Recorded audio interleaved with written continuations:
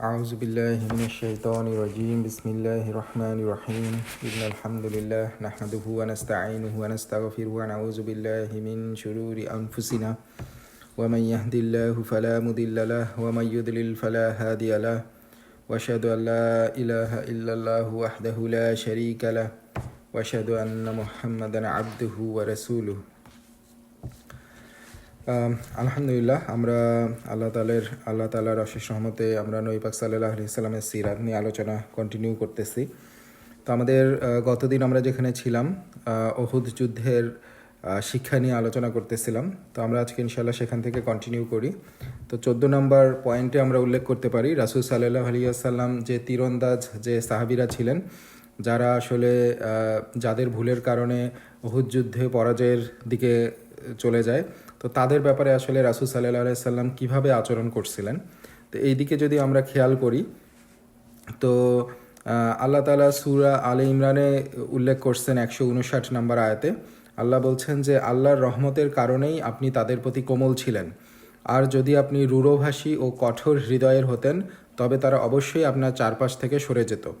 অতএব আপনি তাদের ক্ষমা করুন, তাদের জন্য ক্ষমা প্রার্থনা করুন এবং কাজের ব্যাপারে তাদের সঙ্গে পরামর্শ করুন। অতঃপর যখন আপনি সিদ্ধান্ত গ্রহণ করবেন তখন আল্লাহর উপরে ভরসা করুন, নিশ্চয়ই আল্লাহ তার উপর ভরসাকারীদেরকে ভালোবাসেন। তো আল্লাহ তাআলা এখানে রাসূল সাল্লাল্লাহু আলাইহি সাল্লামকে বলতেছেন যে তার আসলে যে দাওয়াত, এই দাওয়াতের ভিত্তি হচ্ছে কোমলতা এবং নম্রতা, কথা এবং আচরণে এবং অন্তরে তার কঠোরতা ছিল না। এবং এই জন্যই আল্লাহ তাআলা নবী পাক সাল্লাল্লাহু আলাইহি সাল্লামকে নির্দেশ দিচ্ছেন যে তীরন্দাজদেরকে ক্ষমা করতে এবং তাদের জন্য আল্লাহর কাছে ক্ষমা প্রার্থনা করতে। তো এই তীরন্দাজদের কারণেই মুসলিমরা পরাজিত হয়েছিল এবং এই তীরন্দাজদের কারণেই রাসূল সাল্লাল্লাহু আলাইহি সাল্লাম আহত হয়েছিলেন এবং তাদের কারণেই 70 জন মুসলিমকে শাহাদাত বরণ করতে হয়েছিল। তারপরেও আল্লাহ মুহাম্মদ সাল্লাল্লাহু আলাইহি সাল্লামকে বলতেছেন যে তাদেরকে ক্ষমা করতে বলেন, ক্ষমা করেন এবং আল্লাহ তাআলার কাছে তাদের জন্য ক্ষমা প্রার্থনা করেন। এবং আল্লাহ তাআলা তাদের সাথে সূরা কন্টিনিউ করারও পরামর্শ দিচ্ছেন। কারণ আমরা যদি খেয়াল রাখি যে উহুদ যুদ্ধ শুরু হওয়ার আগে নবী পাক সাল্লাল্লাহু আলাইহি ওয়াসাল্লাম সাহাবাদের সাথে পরামর্শ করছিলেন এবং তাদের কেউ রাসূল সাল্লাল্লাহু আলাইহি ওয়াসাল্লামকে মদিনার বাইরে গিয়ে যুদ্ধ করার পরামর্শ দিছিলেন এবং এটা রাসূল সাল্লাল্লাহু আলাইহি ওয়াসাল্লামের নিজস্ব মত ছিল না। এবং তো যাই হোক, তারপরেও আল্লাহ তাআলা এই পরাজয়ের পরেও আল্লাহ তাআলা বলতেছেন যে রাসূল সাল্লাল্লাহু আলাইহি ওয়াসাল্লাম যেটা করছিলেন, তাদের সাথে পরামর্শ করছিলেন, সেটা যাতে রাসূল সাল্লাল্লাহু আলাইহি ওয়াসাল্লাম কন্টিনিউ করেন। এবং এটাই হচ্ছে সূরার সঠিক পদ্ধতি। এবং এই সূরার যে গুরুত্ব, এই গুরুত্বটাও আমরা এখান থেকে বুঝতে পারি। তো আলটিমেটলি এরপরে আল্লাহ তাআলা বলতেছেন যে যখন সিদ্ধান্ত গ্রহণ করা হয়ে যাবে এই সূরার পরে তখন আলটিমেটলি ভরসা করতে হবে আল্লাহর উপরে। তো এটা ছিল রাসূল সাল্লাল্লাহু আলাইহি ওয়াসাল্লামের তীরন্দাজদের প্রতি তার যে আচরণ। তো আমরা 15 নম্বর পয়েন্টে যদি উল্লেখ করি, সেটা হচ্ছে যে নিরাশ না হয়ে যাওয়া। যেমন আমরা যদি দেখি যে রাসূল সাল্লাল্লাহু আলাইহি ওয়াসাল্লামের জন্য উহুদের স্থানটা আসলে তার জন্য একটা দুঃখের স্মৃতি ছিল।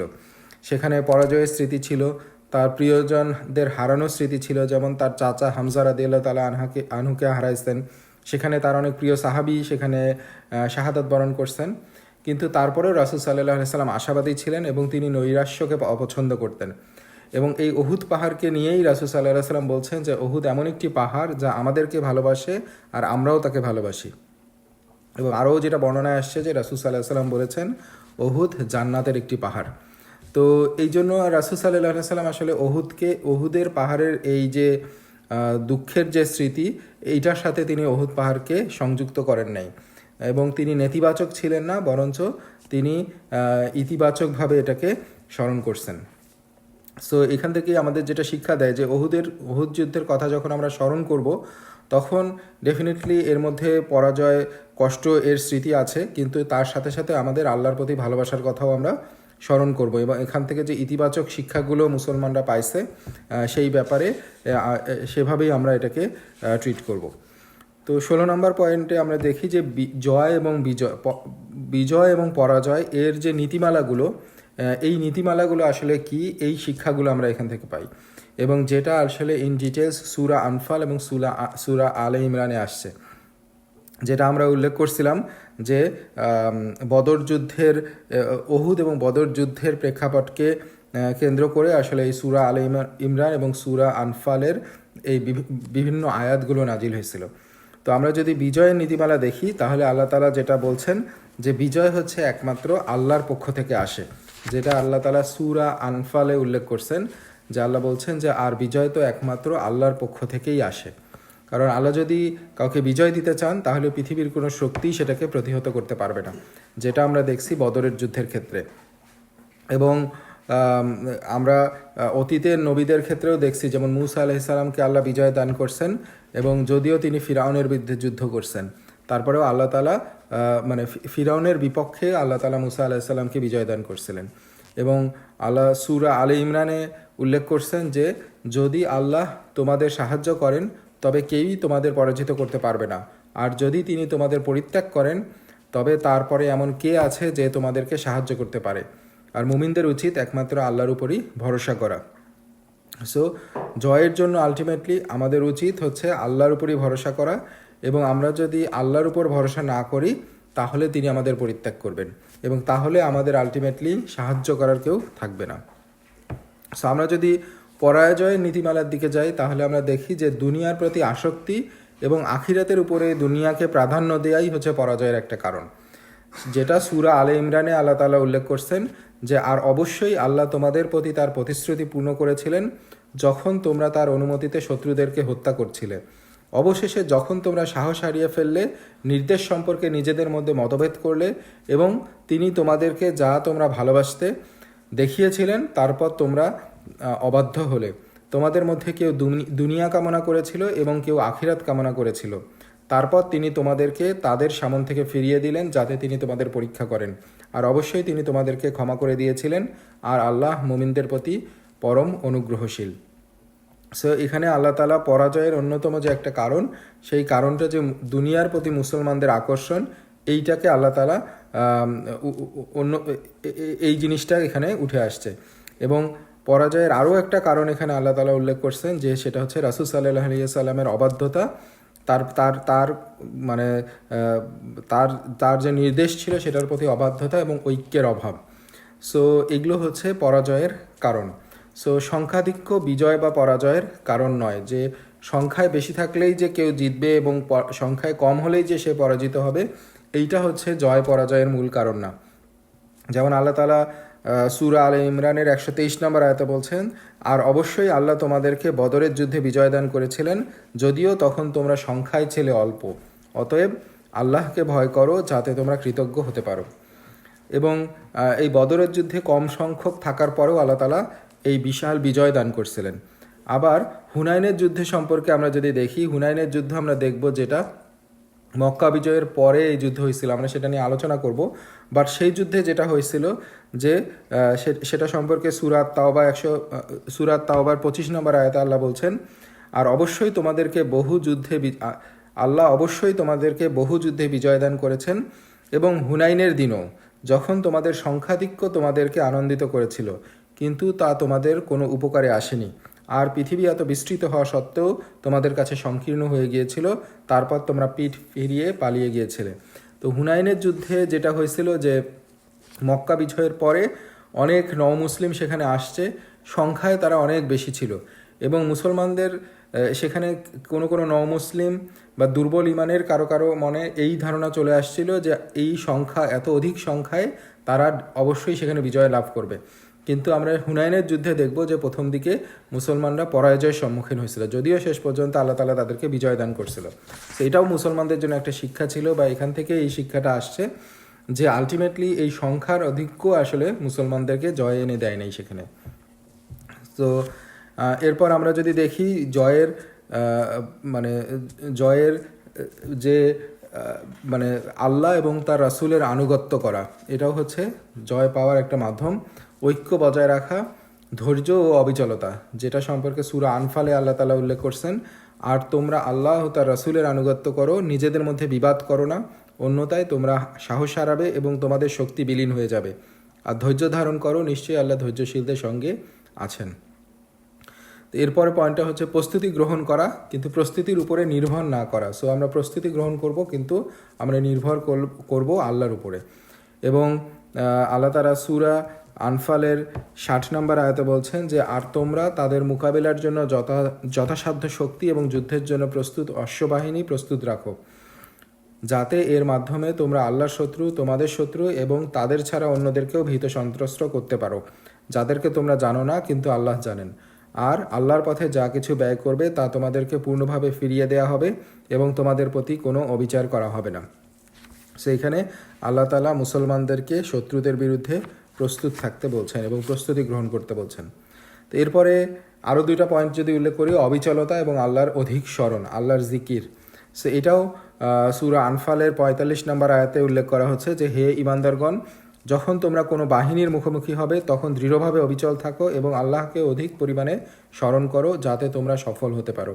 তার মানে আল্লাহর পথে অবিচলতা এবং আল্লাহকে অধিকভাবে স্মরণ করা, এটাও হচ্ছে জয়ের মাধ্যম। সো এটা হচ্ছে জয় এবং পরাজয়ের যে নীতিমালা, সেটা সম্পর্কে আমরা উহুদ যুদ্ধের প্রেক্ষাপট থেকেও এই নীতিমালাগুলো সম্পর্কে জানতে পারি। 17 নম্বর পয়েন্টে আমরা উল্লেখ করি যে, আমরা এখানে দেখছি যে কিছু কিছু যুবক সেখানে তারা এই যুদ্ধের মধ্যে অংশগ্রহণের জন্য নবী পাক সাল্লাল্লাহু আলাইহি ওয়াসাল্লামের অনুমতি চাইছিল, এবং অনেক ক্ষেত্রে তারা প্রাপ্তবয়স্ক না হওয়ার পরেও তারা যুদ্ধের মধ্যে অংশগ্রহণ করতে চাচ্ছিল। যেমন সামরা ইবনে জান্দাব, রাফি ইবনে খোদাইজ, আরাবা ইবনে আউস এবং আবদুল্লাহ ইবনে ওমরের মতো যুবক যারা ছিল। তো এখন এখানে একটা কোশ্চেন আসতে পারে যে, এই যুবকগুলো কেন আসলে এই যুদ্ধে অংশগ্রহণের জন্য আগ্রহী ছিল? সো একটা আনসার এরকম অনেক সময় আসতে পারে যে, হয়তো তাদের সমাজের স্ট্রাকচারটাই সেরকম ছিল, তারা একটা যুদ্ধপ্রবণ সমাজে বাস করতো এবং সেই জন্য তারা আসলে এই যুদ্ধগুলোতে অংশগ্রহণ করতে চাইছে। কিন্তু আমরা যদি দেখি যে অপরিহার্যভাবে ব্যাপারটা আসলে এরকম ছিল না, কারণ সেই একই সমাজে এমন কিছু মানুষ ছিল যারা আসলে যুদ্ধে যেতে আগ্রহী ছিল না। এবং আমরা এটাও দেখছি মুনাফিকদের ক্ষেত্রে, যারা আসলে যুদ্ধের মানে পরাজয়ের যে আশঙ্কা, এখান থেকে তারা যুদ্ধক্ষেত্র থেকে তারা উইথড্র করে চলে আসছিল। আমরা দেখছি যে আবদুল্লাহ ইবনে উবাইয়ের নেতৃত্বে 300 জন সৈন্য মুনাফিকরা তারা যুদ্ধক্ষেত্রে যাওয়ার পরেও সেখান থেকে তারা যুদ্ধক্ষেত্র ত্যাগ করছিল। সো এটা সমাজের একটা অবস্থা ছিল না যে সেখানে সবাই যুদ্ধক্ষেত্রে আগ্রহী ছিল, বরঞ্চ মূল বিষয়টা ছিল ঈমান। যাদের সেই ঈমান ছিল এবং তারা যুদ্ধে, এই ঈমানের জন্যই তারা যুদ্ধের জন্য আগ্রহী ছিল এবং তারা পালিয়ে যায় নাই। সো 18 নম্বর পয়েন্টে আমরা দেখি যে এই যুদ্ধে মুনাফিকদের বৈশিষ্ট্যগুলোকে স্পষ্টভাবে প্রকাশ পেয়েছিল, এবং সেই বৈশিষ্ট্যগুলো সম্পর্কে আমরা যদি দেখি যে তারা মৃত্যু ভয়ের কারণে উহুদ যুদ্ধে অংশ নিতে অস্বীকার করেছিল।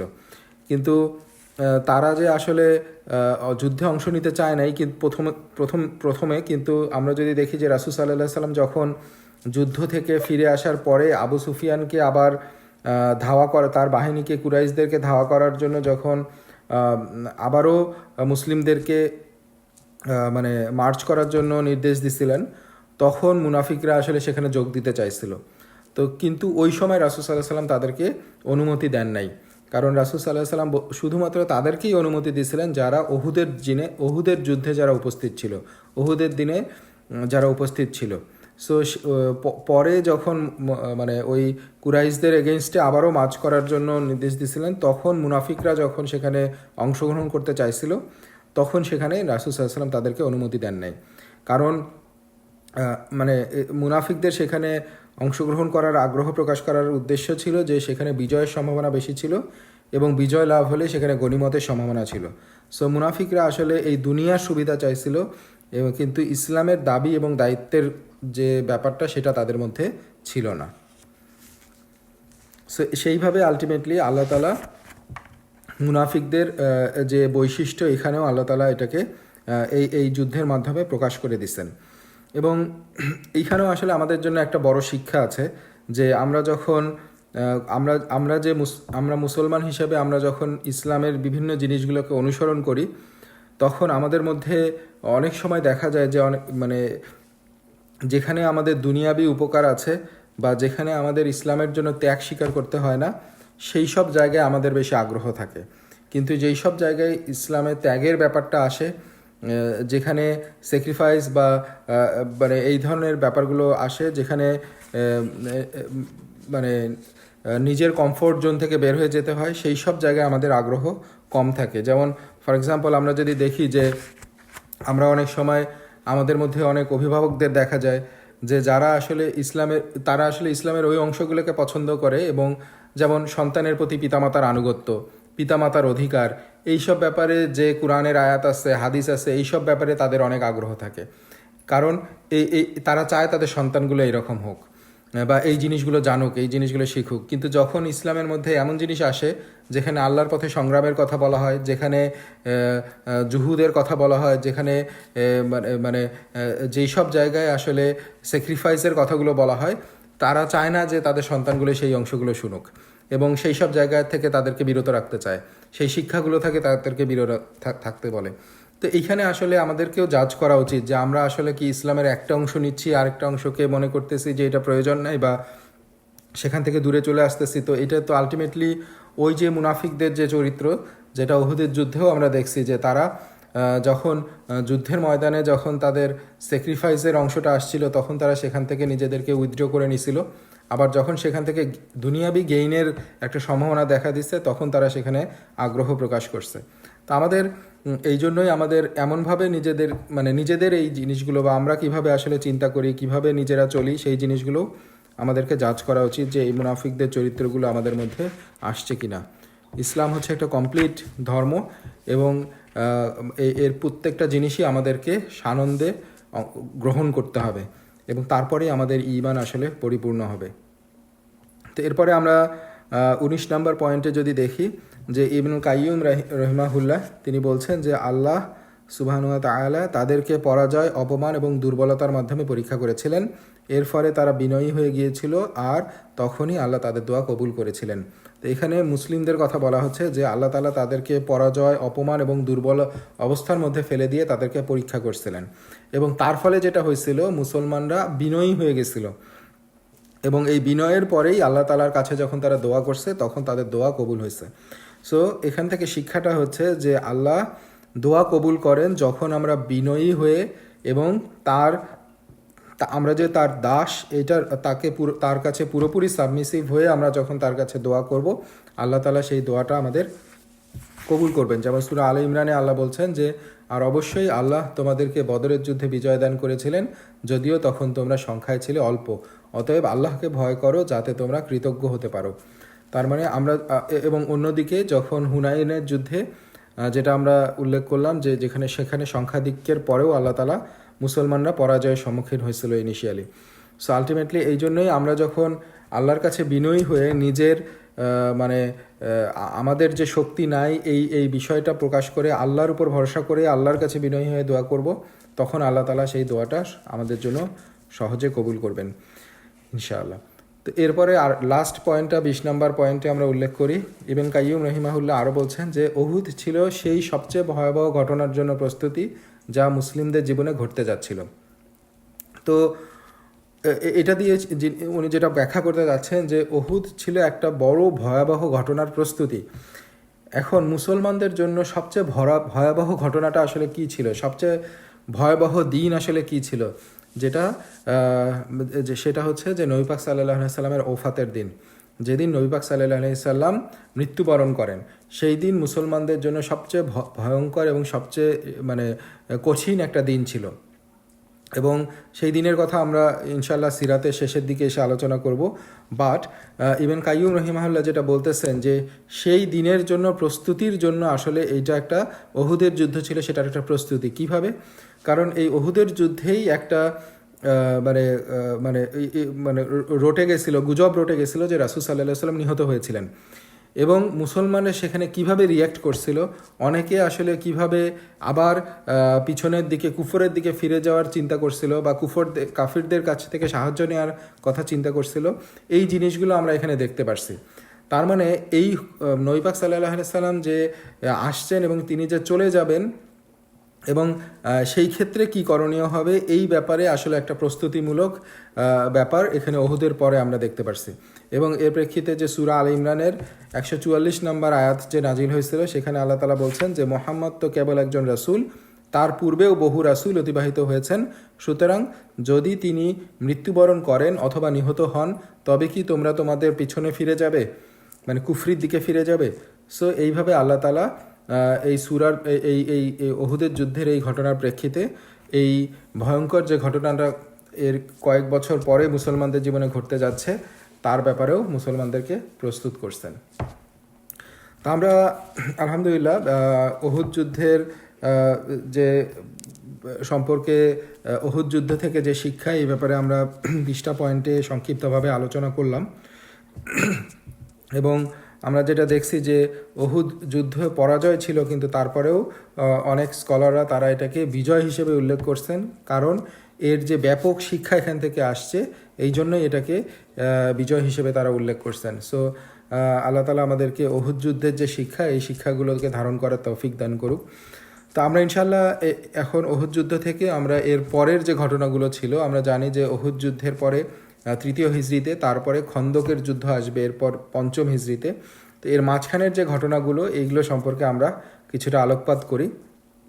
তো আমরা উহুদ যুদ্ধের পরে যদি দেখি, তো আমরা বেশ কিছু শরিয়া সম্পর্কে বা বেশ কিছু আরও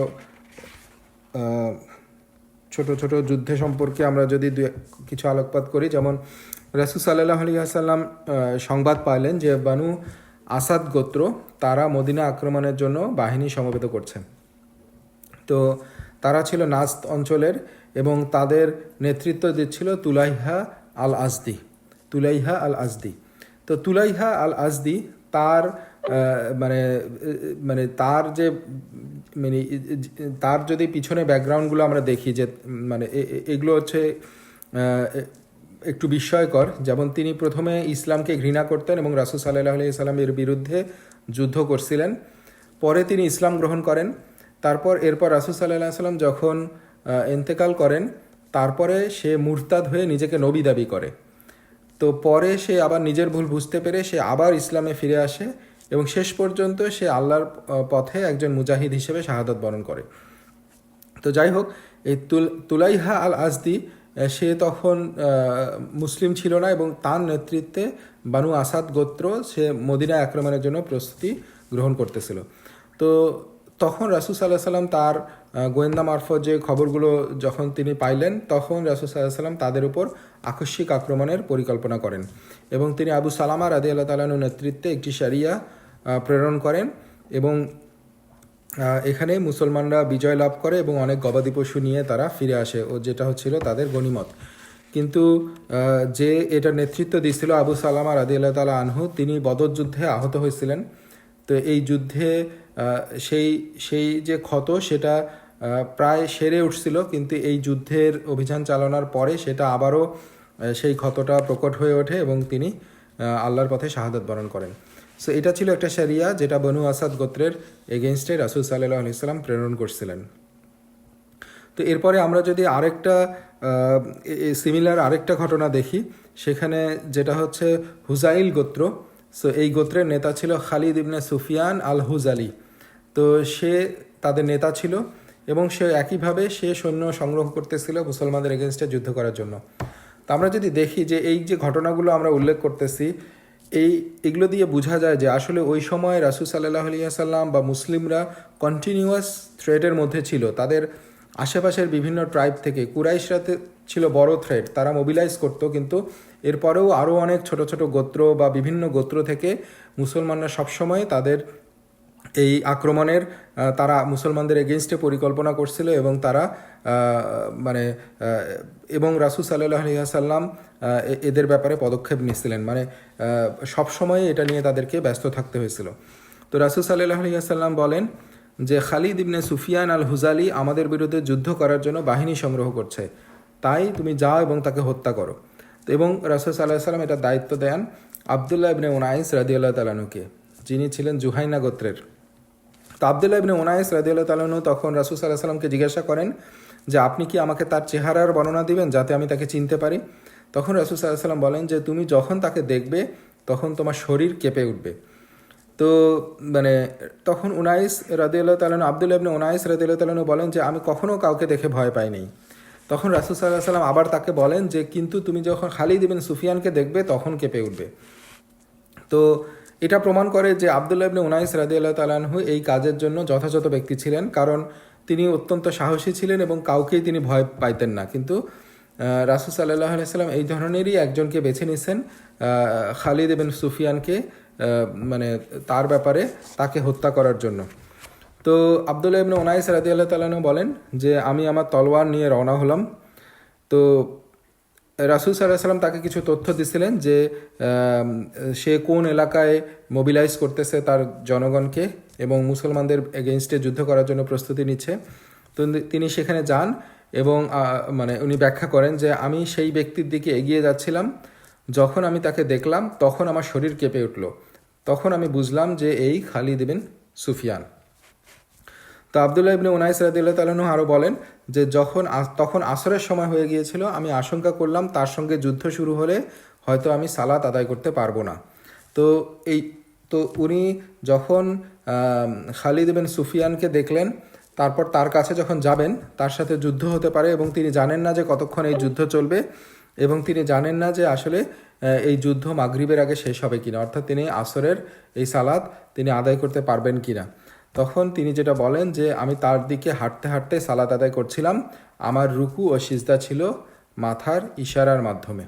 তার মানে এগুলো হচ্ছে যুদ্ধ পরিস্থিতির ক্ষেত্রে যে সালাত, সেই সালাদ যেখানে যুদ্ধের ময়দানে যে সালাদ কীভাবে পড়তে হয়, এই জিনিসগুলো যে বিভিন্ন ফিকি ব্যাপার আছে তার মধ্যে এটা হচ্ছে একটা, যে আলটিমেটলি উনাইস রাদিয়াল্লাহু তাআলা আনহু তিনি হাঁটতে হাঁটতে সালাত আদায় করছিলেন, কারণ তিনি যদি দাঁড়ায় রুকু সিজদা করতেন তাহলে তারা বুঝে যাইতো যে সে মুসলমান। তো সে বুঝতে না দিয়ে এই যুদ্ধের এই পরিস্থিতিতে তিনি এইভাবে সালাত আদায় করছেন।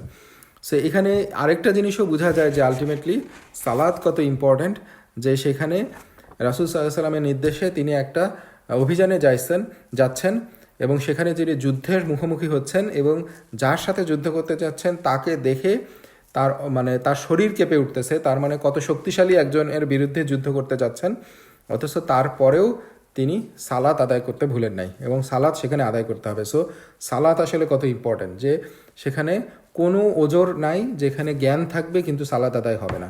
পুরো শরীর প্যারালাইজড হয়ে থাকলেও যদি জ্ঞান থাকে, আকলে থাকে, তাহলে তাকে সালাত আদায় করতে হবে। সো যাই হোক, এরপরে আব্দুল্লাহ ইবনে উনাইস রাদিয়াল্লাহু তাআলা আনহু তিনি আরও বর্ণনা করতেছেন যে আমি যখন তার কাছে পৌঁছালাম সে বলল তুমি কে? তখন আমি বললাম যে আমি একজন বেদুইন আরব, আমি শুনেছি আপনি মুহাম্মদ সাল্লাল্লাহু আলাইহি ওয়াসাল্লাম মানে মুহাম্মদের বিরুদ্ধে যুদ্ধের জন্য লোক জড়ো করছেন, তাই আমি আপনার সঙ্গে যোগ দিতে এসেছি। তখন খালিদ ইবনে সুফিয়ান বলল যে হ্যাঁ আমি সেটাই করছি, আমি মুহাম্মদের বিরুদ্ধে যুদ্ধ করার জন্য বাহিনী সংগ্রহ করছি। তো যাই হোক, আব্দুল্লাহ ইবনে উনাইস রাদিয়াল্লাহু তাআলা আরও বলেন যে আমি কিছুক্ষণ তার সঙ্গে কথা বললাম, যতক্ষণ না নিশ্চিত হলাম যে এখন আক্রমণ করা নিরাপদ। এরপর আমি আমার তলোয়ার দিয়ে তাকে আঘাত করি এবং তাকে হত্যা করি। তো রাসূল সাল্লাল্লাহু আলাইহি সাল্লাম তার অভিযান সফল হওয়ার পরে তিনি মদিনায় ফিরে আসেন এবং রাসূল সাল্লাল্লাহু আলাইহি সাল্লাম তাকে দেখে বলেন যে এই মুখ সফল হোক এবং তিনি উনাইস রাদিয়াল্লাহু তাআলা আনহুর জন্য দোয়া করেন। এরপর আব্দুল্লাহ রাদিয়াল্লাহু তিনি বলেন যে আমি তাকে হত্যা করেছি। রাসূল সাল্লাল্লাহু আলাইহি সাল্লাম বলেন যে হ্যাঁ তুমি তাকে হত্যা করেছো, তুমি সত্য বলছো। এরপর রাসূল সাল্লাল্লাহু আলাইহি সাল্লাম তাকে নিজের ঘরে ডাকেন এবং তাকে একটা লাঠি উপহার দেন, একটা ছড়ি সেটা উপহার দেন এবং আব্দুল্লাহ ইবনে উনাইস রাদিয়াল্লাহু তাআলা সেই লাঠিটা নিয়ে চলে আসেন। তো তিনি যখন চলে আসেন তখন তার গোত্রের লোকেরা তাকে জিজ্ঞাসা করে যে রাসূল সাল্লাল্লাহু আলাইহি সাল্লাম আপনাকে এই লাঠি কেন দিলেন? তখন তিনি বললেন যে আমি জানি না, তিনি শুধু এটা আমাকে দিয়েছেন এবং আমি এটা নিয়ে চলে আসছি। তারা বলে আপনি ফিরে যান এবং জিজ্ঞাসা করেন যে এই লাঠি দিয়ে কি হবে। তো আব্দুল্লাহ রাদিয়াল্লাহু তাআলা আনহু তিনি ফিরে যান এবং গিয়ে বলেন, রাসূল সাল্লাল্লাহু আলাইহি ওয়াসাল্লামকে জিজ্ঞাসা করেন ইয়া রাসূলুল্লাহ আপনি আমাকে এই লাঠি কেন দিলেন? তখন রাসূল সাল্লাল্লাহু আলাইহি ওয়াসাল্লাম বলেন যে কিয়ামতের দিন হবে এটা হবে আমার এবং তোমার মধ্যকার একটা নিদর্শন, আর সেদিন খুব অল্প সংখ্যক মানুষেরই এমন কিছু থাকবে যার উপর সে ভর দিতে পারবে বা ভরসা করতে পারবে। তো আব্দুল্লাহ ইবনে উনাইস রাদিয়াল্লাহু তাআলা আনহু বলেন যে আমি সেই লাঠিটা আমার তলোয়ারের সাথে বেঁধে রাখতাম এবং সবসময় তিনি সেটা তার সঙ্গে রাখতেন এবং যখন তার মৃত্যু উপস্থিত হয় তখন তিনি ওসিয়ত করে যান যেন এই লাঠিটাও তার সঙ্গে দাফন করা হয় এবং বাস্তবেও সেটা করা হয়েছিল এবং কিয়ামতের দিন সেটা রাসূল সাল্লাল্লাহু আলাইহি ওয়াসাল্লাম এবং তার মধ্যকার একটা বিশেষ নিদর্শন হিসেবে থাকবে। যে রাসূল সাল্লাল্লাহু আলাইহি ওয়াসাল্লামের হাদিসে আছে যে সেদিন খুব অল্প সংখ্যক মানুষই মানুষেরই এমন কিছু থাকবে যার উপর তারা ভর দিতে পারবে। এবং আলেমরা এখানে যে ভর দেওয়ার ব্যাপারটা সম্পর্কে উল্লেখ করছেন যে এটা হচ্ছে মূলত মানুষের নেক আমলকে বোঝানো হয়েছে, যার উপর সে নির্ভর করতে পারবে। তো যাই হোক, এখানে আরেকটা কোশ্চেন আসতে পারে যে রাসূল সাল্লাল্লাহু আলাইহি ওয়াসাল্লাম কেন এই পলিটিক্যাল অ্যাসাসিনেশনের জন্য নির্দেশ দিছিলেন। সো এটার উত্তর ছিল, বা এটা সহজে যদি আমরা বুঝতে পারি যে এটা ছিল একটা গ্রেটার বেনিফিটের জন্য। প্রথম কথা হচ্ছে যে তারা মুসলমানদের এগেনস্টে যুদ্ধের জন্য প্রস্তুতি নিচ্ছিল এবং মুসলমানদের এগেনস্টে যুদ্ধ করার জন্য সৈন্য মোবিলাইজ করতেছিল। সো একটা সৈন্যবাহিনীর নবী পাক সাল্লাল্লাহু আলাইহি সাল্লামের যে স্ট্র্যাটেজি ছিল যে কেউ যুদ্ধ করে আক্রমণ করার আগেই তাদেরকে যুদ্ধ করে প্রতিহত করা। সো এইখানে মুসলমানদের সেই শক্তি ছিল এবং মুসলমানদেরকে সেই জন্য তিনি এই সাহাবাদেরকে তিনি এই অভিযান পরিচালনার জন্য পাঠাইছেন। এবং এটার আরেকটা বড় উদ্দেশ্য হচ্ছে যে রক্তপাতকে প্রতিহত করা। কারণ খালিদ ইবনে সুফিয়ান সে ছিল তার গোত্রের নেতা এবং সেই মূলত তার গোত্রকে মোবিলাইজ করতেছিল। সো এই নেতা যদি নিহত হয়ে যায় বা তাহলে তার গোত্র আর আলটিমেটলি মোবিলাইজড হতে পারবে না এবং রাসূল সাল্লাল্লাহু আলাইহি ওয়াসাল্লামের বিরুদ্ধে যুদ্ধ করতে সক্ষম হবে না। সো এই একজনকে হত্যা করার মধ্য দিয়ে আলটিমেটলি একটা বড় ডিজাস্টার বা বড় রক্তপাতকে প্রতিহত করা হয়েছে। সো এটাও ছিল আলটিমেটলি রাসূল সাল্লাল্লাহু আলাইহি ওয়াসাল্লামের একটা দূরদৃষ্টি এবং রক্তপাত প্রতিহত করার একটা কৌশল। সো এটা হচ্ছে এখান থেকে এরপর আমরা আরেকটা সারিয়ার দিকে যাই। আরেকটা সারিয়াতে এইটা হচ্ছে একটা বিশেষ অভিযান ছিল যেখানে 10 জন সাহাবীকে পাঠানো হয়েছিল এবং তাদের নেতা ছিল আসিম ইবনে সাবিত রাদিয়াল্লাহু তাআলা আনহু। তার নেতৃত্বে রাসূল সাল্লাল্লাহু আলাইহি ওয়াসাল্লাম 10 জন সাহাবীকে আরেকটা সারিয়ার উদ্দেশ্যে পাঠান। তো এই 10 জন সাহাবী যখন আবু লিহিয়ান গোত্রের এলাকায় পৌঁছান তখন 100 তীরন্দাজ তাদের উপর অতর্কিত আক্রমণ চালায়। সো 10 জন সাহাবী ছিল, তাদের এগেনস্টে ছিল 100 জন তীরন্দাজ। তো মুসলমানরা স্বাভাবিকভাবেই তারা যেহেতু অতর্কিত আক্রমণের শিকার হয়ে তারা একটা পাহাড়ের উপরে তারা গিয়ে আশ্রয় নেন। কিন্তু শত্রুরা চারদিক থেকে তাদেরকে ঘিরে ফেলে এবং বলে যে তোমরা নেমে আসো, আমরা তোমাদের সাথে অঙ্গীকার করছি যে আমরা তোমাদেরকে হত্যা করব না। এবং তারা তাদেরকে নিরাপত্তার অঙ্গীকার করে। কিন্তু তাদের দলনেতা আসিম রাদিয়াল্লাহু তাআলা আনহু তিনি বলেন যে আমি মুশরিকদের অঙ্গীকার গ্রহণ করি না, এবং তারা যুদ্ধ করার সিদ্ধান্ত নেন। এবং তখন তারা যখন আবার যুদ্ধের সিদ্ধান্ত নেন তখন সেই যুদ্ধে 7 জন সাহাবী সেখানে শাহাদত বরণ করেন। তো যাদেরকে হত্যা করা হচ্ছিল মুসলমানদেরকে, তাদেরকে বিভিন্নভাবে ওই কাফেররা তাদেরকে হত্যা করতেছিল এবং তাদের কাপড়গুলোকে খুলে নিচ্ছিল। তখন আসিম রাদিয়াল্লাহু তাআলা আনহু আল্লাহর কাছে দোয়া করছিলেন যে হে আল্লাহ, আমি জীবিত অবস্থায় আপনার দিনের জন্য যুদ্ধ করেছি, তাই মৃত্যুর পর আমার দেহকে আপনি রক্ষা করুন। তো এবং আসিম রাদিয়াল্লাহু তাআলা আনহুর ক্ষেত্রে আরেকটা ব্যাপার ছিল যে কোনো এক যুদ্ধে আসিম রাদিয়াল্লাহু তাআলা আনহুর হাতে কোনো এক মহিলার 2 ছেলে নিহত হয়েছিল। তো সেই মহিলা শপথ করে বলছিল যে যে ব্যক্তি আমাকে আসিম ইবনে সাবিতের মাথার খুলি এনে দিবে আমি তাকে 100 উট উপহার দেব এবং আমি সেই খুলির মধ্যে মদ পান করব। তো এইটা ওই কাফেরদের যে সৈন্যবাহিনী ছিল তাদের এটা জানা ছিল। সো তারা আসিম রাদিয়াল্লাহু তাআলা আনহুকে হত্যা করার পরে তার মাথা কেটে নেওয়ার জন্য অগ্রসর হয়েছিল। কিন্তু আল্লাহ তাআলার কাছে যে তিনি দোয়া করছিলেন, এই দোয়ার বরকতে আল্লাহ তাআলা তার দেহকে রক্ষা করার জন্য, যেটা বর্ণনায় আসছে যে বলতা তাদেরকে এক বিশাল ঝাঁককে আল্লাহ তাআলা পাঠাইছিলেন এবং যখনই কেউ তার দেহের কাছে যাওয়ার চেষ্টা করতেছিল সেই বলতাগুলো তাদের উপর ঝাঁপায় পড়তেছিল এবং তারা সিদ্ধান্ত নিয়েছিল পরের দিন এসে তারা তার দেহ নিয়ে যাবে। এবং সেই রাতে আল্লাহ সুবহানাহু ওয়া তাআলা একটা প্রবল বন্যা পাঠান এবং সেই স্রোতে আসিম রাদিয়াল্লাহু তাআলা আনহুর দেহকে ভাসিয়ে নিয়ে যান এবং এরপর তার দেহ আর খুঁজে পাওয়া যায় নাই। সো আল্লাহ তাআলা তাকে এইভাবে হেফাজত করছিলেন, তা মৃত্যুর পরেও তার দেহকে হেফাজত করছিলেন। তো ওই সময়ই 7 জন সাহাবা সেখানে শাহাদত বরণ করেন এবং 3 জন সাহাবা আত্মসমর্পণ করছিলেন, যাদেরকে দড়ি দিয়ে বেঁধে ফেলা হয় এবং তাদেরকে ওই কাফেররা দড়ি দিয়ে বেঁধে ফেলে এবং তাদের একজন আসলে ওই বাধা অবস্থায় সে আবারও আক্রমণের চেষ্টা করে, কারণ সে বুঝতে পারে যে এরা তাদের সাথে বিশ্বাসঘাতকতা করবে, তাদেরকে হত্যা করবে। তারা যে এবং তখন উনি যখন তাদের বিরুদ্ধে আবার যুদ্ধের চেষ্টা করেন তখন তাকে তাকে হত্যা করা হয় আক্রমণ করে। সো তিনিও সেখানে শাহাদত বরণ করেন। আর বাকি যে দুইজন থাকেন তারা মক্কার লোকদের কাছে বিক্রি করে দেয়। তো এই দুইজন সাহাবী ছিলেন খুবাইব ইবনে আদি রাদিয়াল্লাহু তাআলা আনহু এবং যায়েদ ইবনে আদ-দাসিনা রাদিয়াল্লাহু তাআলা আনহু। তো এই দুইজন সাহাবীকে যখন কুরাইশদের কাছে বিক্রি করে দেওয়া হয়, তখন স্বাভাবিকভাবেই কুরাইশরা তো তখন মুসলমানদের বিরুদ্ধে যুদ্ধ করতেছে এবং তাদের বিরুদ্ধে মানে সর্বোচ্চ শত্রুতা লালন করতেছে। তো তারা আলটিমেটলি এই দুইজনকে কিনে নেয়ার পরে হত্যার সিদ্ধান্ত নেয়। এবং তারা যেটা করে যে তারা মক্কার বাইরে, হারাম শরীফের বাইরে, মক্কার এরিয়ার বাইরে তাদেরকে নিয়ে আসে, যেহেতু মক্কা হচ্ছে পবিত্র স্থান এবং এখানে হত্যা করা নিষেধ। তো তারপর তারা সেখানে মক্কার বাইরে তাদেরকে নিয়ে যায়। এবং এখানে আমরা কিছু যেটা বর্ণনায় আসছে যে আমরা তাদের কিছু ট্রায়ালের কথা আমরা জানি, তাদেরকে কিভাবে অত্যাচার করা হয়েছে এবং কিভাবে তাদেরকে মানে পরীক্ষার মধ্যে ফেলা হয়েছিল। সো তারা তাদেরকে জিজ্ঞাসা করে যে তুমি কি চাও যে মুহাম্মদ তোমার জায়গায় থাকুক আর তুমি তোমার পরিবারের সঙ্গে নিরাপদে ফিরে যাও? তখন তারা উত্তরে বলছিল যে আমরা আমাদের পরিবারের সঙ্গে নিরাপদে থাকতে চাই না যদি মুহাম্মদ সাল্লাল্লাহু আলাইহি সাল্লামের গায়ে একটা কাঁটাও বিধে, বরং আমরা মৃত্যুবরণ করতে প্রস্তুত, কিন্তু রাসূল সাল্লাল্লাহু আলাইহি সাল্লামের কোনো কষ্ট হোক এটা আমরা চাই না। তো এইভাবে তারা যখন মৃত্যুর মুখেও এভাবে রিপ্লাই করতেছিল, তখন আবু সুফিয়ান এটা শুনে বলছিল যে আমি কখনো এমন কোনো জাতি দেখিনি যারা তাদের নেতাকে এত ভালোবাসে যতটা মুহাম্মদের সঙ্গীরা মুহাম্মদকে ভালোবাসে। তো এইখানে আসলে আমাদের জন্যও একটা শিক্ষা যে আলটিমেটলি আমরা রাসূল সাল্লাল্লাহু আলাইহি সাল্লামকে বলি ভালোবাসি এবং এটা আমাদের ইমানের একটা অংশ। আমরা যতক্ষণ না পর্যন্ত রাসূল সাল্লাল্লাহু আলাইহি সাল্লামকে যে কোনো কিছুর থেকে, এমনকি আমাদের নিজেদের থেকেও বেশি পছন্দ না করব, ভালো না বাসবো, আমাদের ইমান পূর্ণ হবে না। আমরা পরিপূর্ণভাবে ইমানদার এবং মুসলিম হতে পারবো না।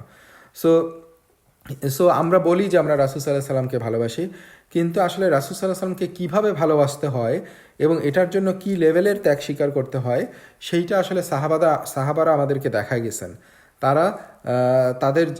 তারা কিভাবে রাসূল সাল্লাল্লাহু আলাইহি সাল্লামকে ভালোবাসতেন এবং তাদের ভালোবাসার লেভেলটা এত বেশি ছিল যেখানে কুরাইশদের নেতা আবু সুফিয়ান তিনি প্রকাশ্যে স্বীকার করতেছেন যে এমন কোনো জাতিকে তিনি দেখেন নাই মানে এমন কোনো জাতিকে দেখেন নাই যারা তাদের নেতাকে এত ভালোবাসে যেটার মুহাম্মদ সাল্লাল্লাহু আলাইহি সাল্লামের অনুসারীরা তাকে যেভাবে ভালোবাসে।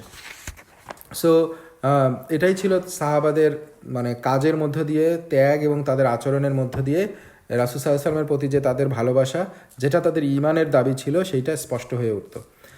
তো এই দুইজন সাহাবীকেই শহীদ করা হয়, তাদেরকে হত্যা করা হয় এবং যেটা বলা হয় এখানে যেটা আসছে যে খুবাইব রাদিয়াল্লাহু তাআলা আনহু তাকে ক্রুশবিদ্ধ করা হয়।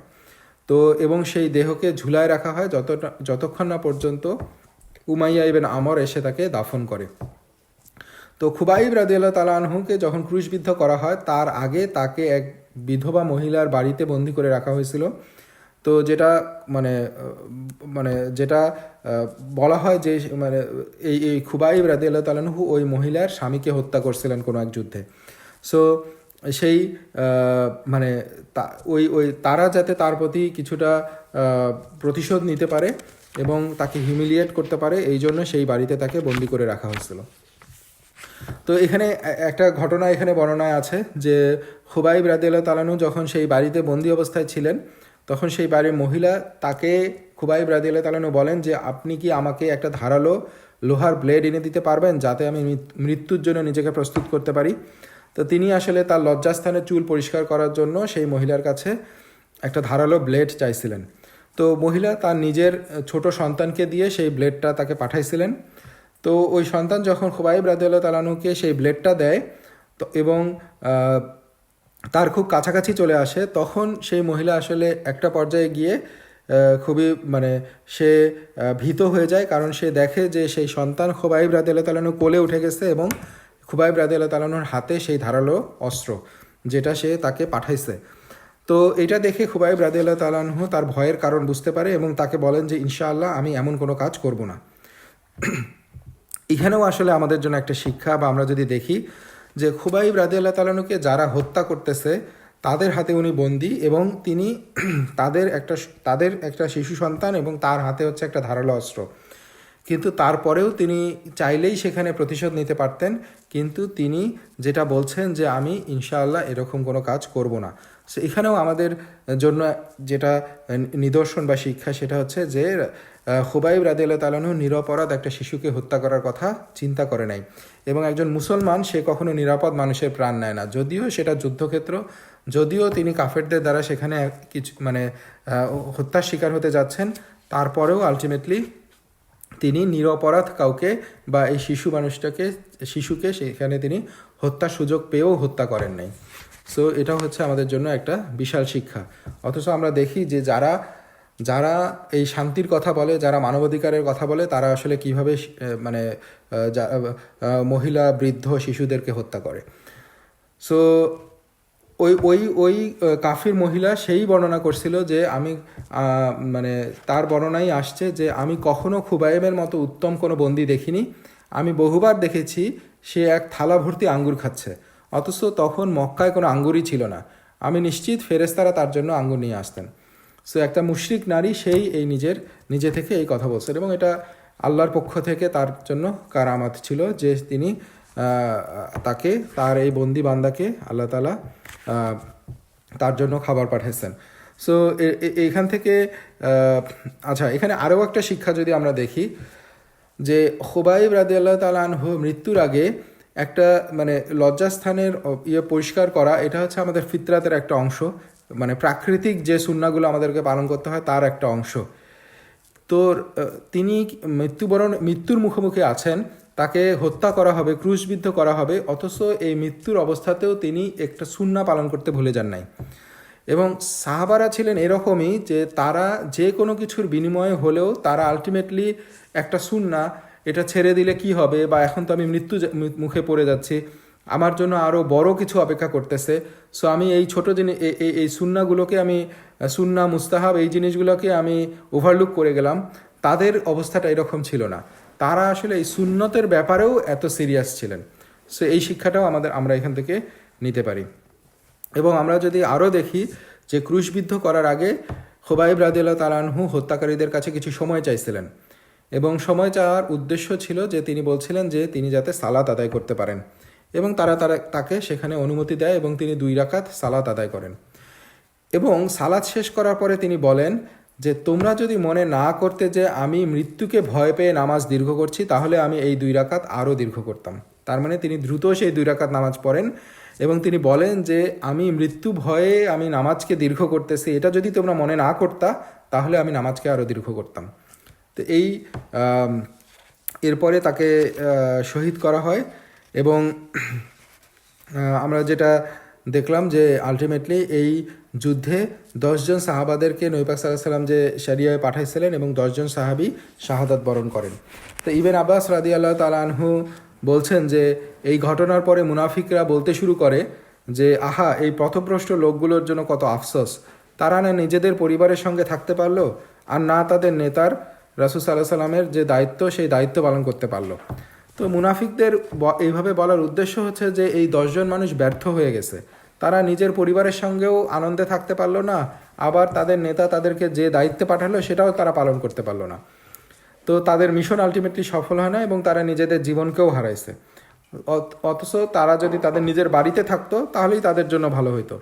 তো এই প্রসঙ্গে আল্লাহ সুবহানাহু ওয়া তাআলা সূরা বাকারায় বলেন যে মানুষের মধ্যে এমনও কেউ আছে যার পার্থিব জীবনের কথা তোমাকে মুগ্ধ করে, এবং সে তার অন্তরে যা আছে সে বিষয়ে আল্লাহকে সাক্ষী রাখে, অথচ সে হচ্ছে সবচেয়ে কঠিন বিরোধকারী। তো এই আয়াতটা মুনাফিকদের উদ্দেশ্যে নাজিল হয়েছিল, এবং আল্লাহ তাআলা সূরা বাকারায় আরও বলছেন 207 নম্বর আয়াতে, আর মানুষের মধ্যে এমনও কেউ আছে যে আল্লাহর সন্তুষ্টি অর্জনের জন্য নিজের জীবন বিক্রি করে দেয়, আর আল্লাহ তার বান্দাদের প্রতি অত্যন্ত দয়ালু। সো এই আয়াতটা এই 10 জন শহীদের সম্পর্কে।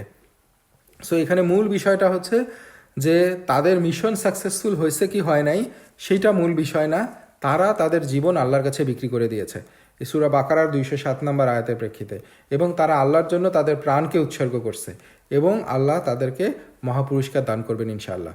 সো এটাই হচ্ছে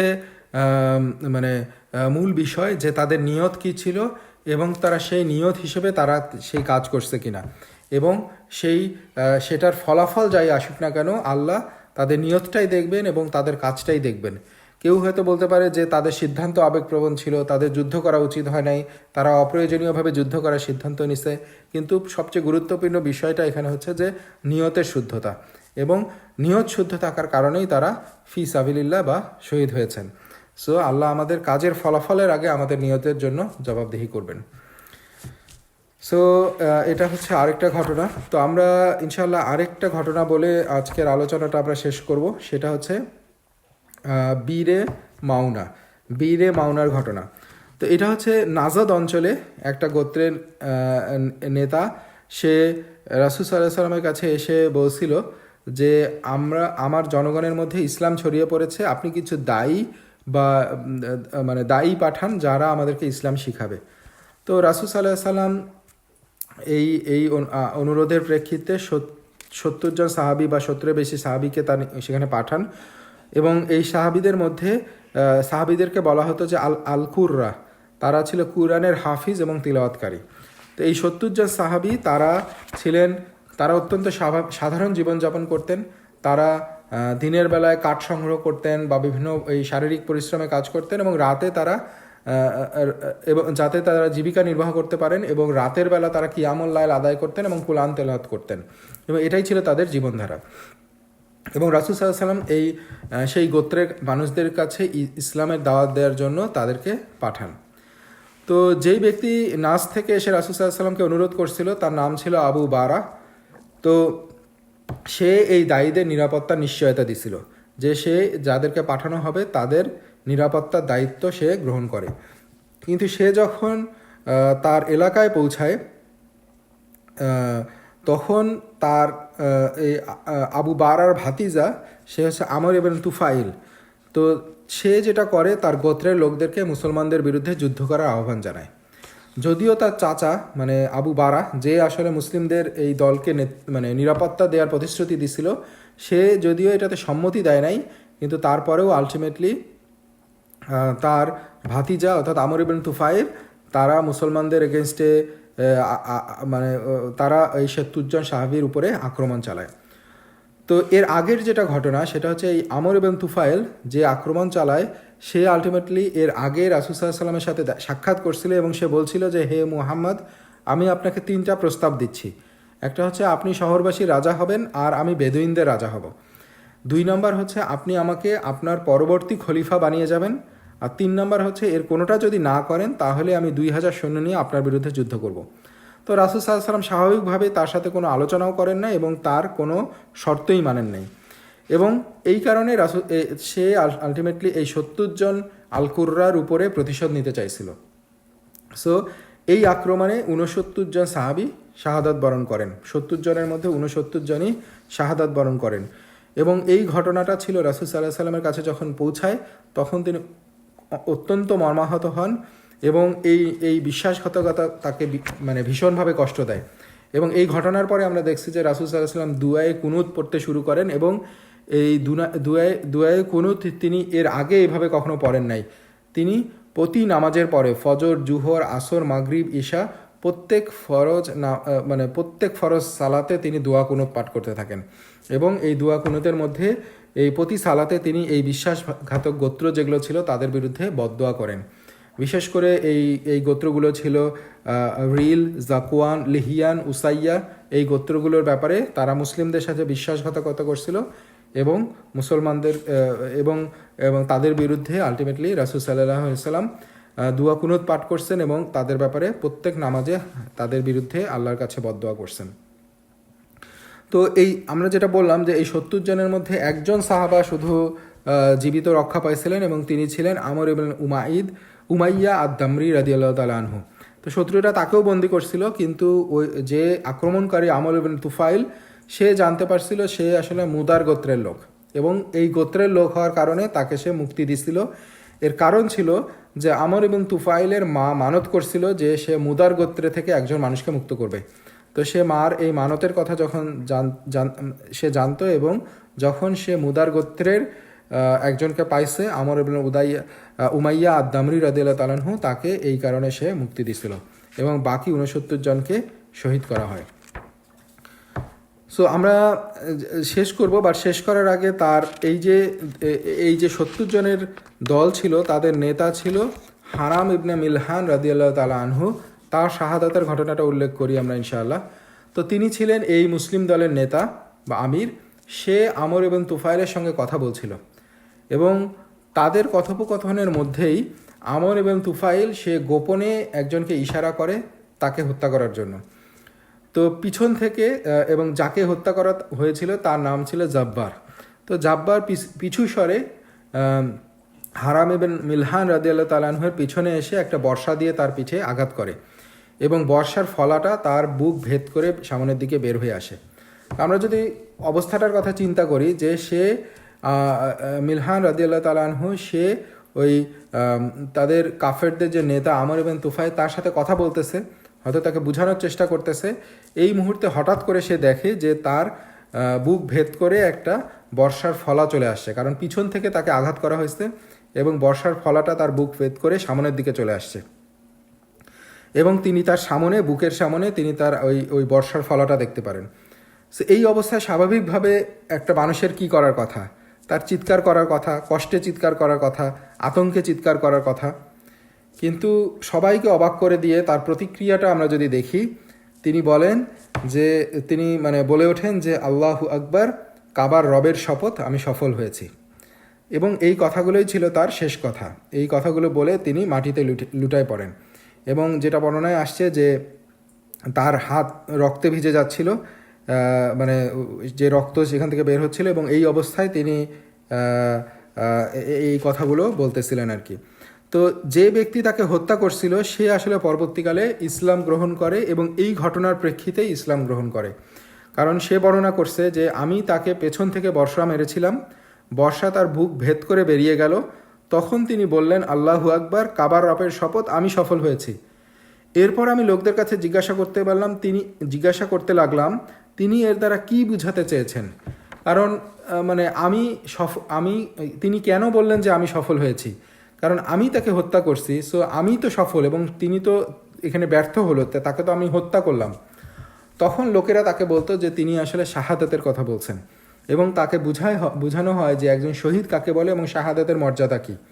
এবং এইসব যখন তিনি শোনে তখন এরপরে সে ইসলাম গ্রহণ করে এবং সে মুসলিম হওয়ার পরে বলে যে হ্যাঁ, সে সত্যিই আসলে সে সফল হয়েছে। এবং আমরা যদি দেখি যে হারাম ইবন মিলহান রাদিয়াল্লাহু তাআলা আনহু তিনি মৃত্যুর মুহূর্তেও দাওয়াতের কাজ করে গেছেন এবং তার শেষ কয়েকটা বাক্য, এই বাক্যগুলোই একজন মানুষের হৃদয়কে পরিবর্তন করে দিচ্ছে এবং সে ছিল তার নিজের হত্যাকারী, যে তার এই কথাগুলোর মধ্যে দিয়ে ইসলামের কাছে চলে আসছে, ইসলাম গ্রহণ করছে। তো আজ-জুবাইর বিন আওয়াম রাদিয়াল্লাহু তাআলা আনহু শহীদদের প্রতি গভীর ভালোবাসা এবং শ্রদ্ধা থেকে নিজের সন্তানদের শহীদদের নামে নাম রাখতেন এবং তিনি তার দুই ছেলে, এই বীরে মাওনার দুই শহীদের নামে তিনি নাম রাখেন। তার দুই ছেলের একজন ছিল উরওয়া এবং অন্যজনের নাম ছিল আল মুনজির। এবং আমরা জানি যে আজ-জুবাইর রাদিয়াল্লাহু তাআলা এবং তালহা রাদিয়াল্লাহু তাআলা আনহু ঘনিষ্ঠ বন্ধু ছিলেন এবং তারা দুইজনই হচ্ছেন 10 জন সাহাবীর অন্তর্ভুক্ত যারা আসলে দুনিয়াতেই জান্নাতে সুসংবাদ পাইছিলেন। এবং তালহা রাদিয়াল্লাহু তাআলা আনহু তার সন্তানদের নাম রাখতেন নবীদের নামে, আর জুবাইর রাদিয়াল্লাহু তাআলা আনহু তার নাম রাখতেন শহীদদের নামে, কারণ তাদের মর্যাদা এবং তাদের প্রতি ভালোবাসার কারণে। তো যাই হোক, আমরা আজকের আলোচনাটা এখানেই শেষ করি। এরপরে আমরা আরও কিছু ঘটনা ও খন্দকের যুদ্ধের আগে আরও কিছু ঘটনা সম্পর্কে আমরা ইনশাআল্লাহ নেক্সট দিন আলোচনা করব। ওয়া মা তাওফিকি ইল্লা বিল্লাহ। আমরা আজকে ইনশাআল্লাহ এখানেই শেষ করি।